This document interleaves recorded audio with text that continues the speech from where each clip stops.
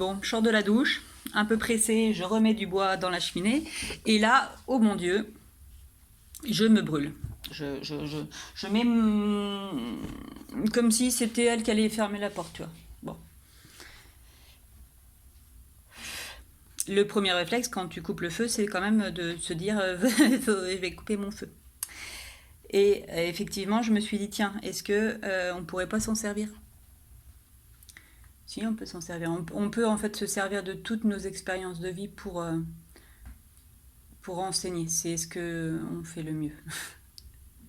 C'est transmettre ce qu'on a expérimenté dans notre chair. Et là, pour le coup, la chair, elle est là. Donc vous allez, selon si vous avez une prière, si vous l'avez reçue ou si vous avez trouvé dans un livre, vous allez la réciter à l'intérieur de vous. Ce mouvement-là, il est important hein, quand vous venez, je vous explique bien, que c'est à l'intérieur que ça se passe. Il faut rentrer à l'intérieur. Et donc, vous allez l'avoir appris par cœur. Logiquement, elle ne tombe pas extrêmement grande.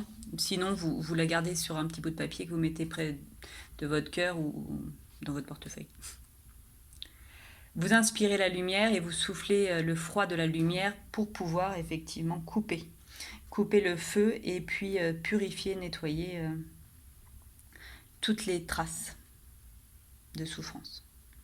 Donc la première des choses, c'est qu'on va couper. On va couper l'information, la croix coupe.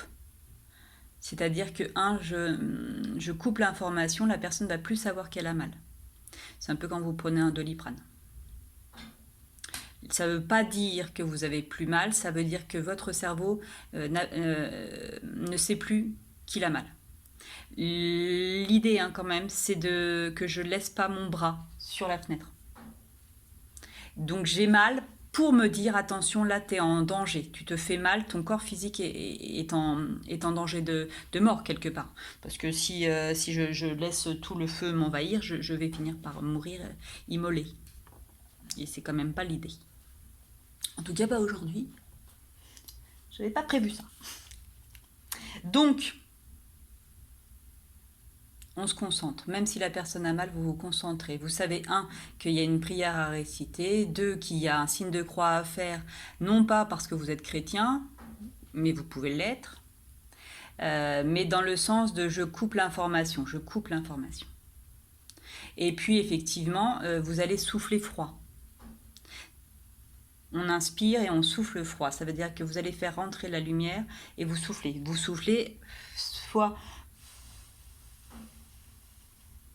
de manière continue en localisant, parce que là en fait bon, j'ai un petit trait quoi, j'ai pas une grosse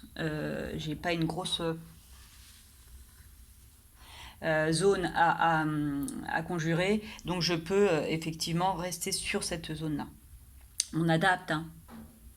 Là, malheureusement, ma main gauche est prise, puisque ma main gauche, pour moi qui suis droitière, c'est ma main froide. Et donc effectivement, si j'avais pu, j'aurais plutôt mis ma main froide que ma main gauche. Ma main droite qui est une main positive et donc qui pourrait, si je la laissais en continu, effectivement, faire un pic de douleur pour après s'éteindre. C'est-à-dire le feu va monter très fort et puis il va s'éteindre. Mais j'aurais préféré peut-être mettre la main gauche. Inspire, souffle. À l'intérieur de moi, je récite ma prière. Je peux par le souffle effectivement rester localisé ou aussi faire le signe de croix.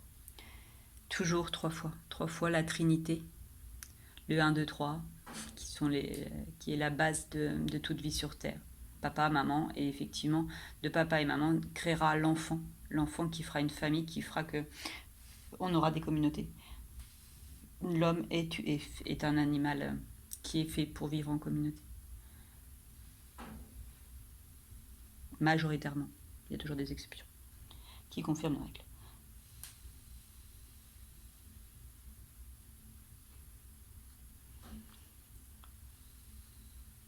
Quand vous inspirez bien bouche fermée, le nez.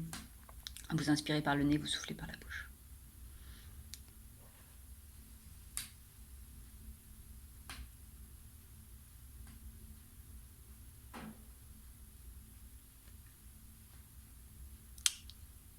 Merci, merci, merci.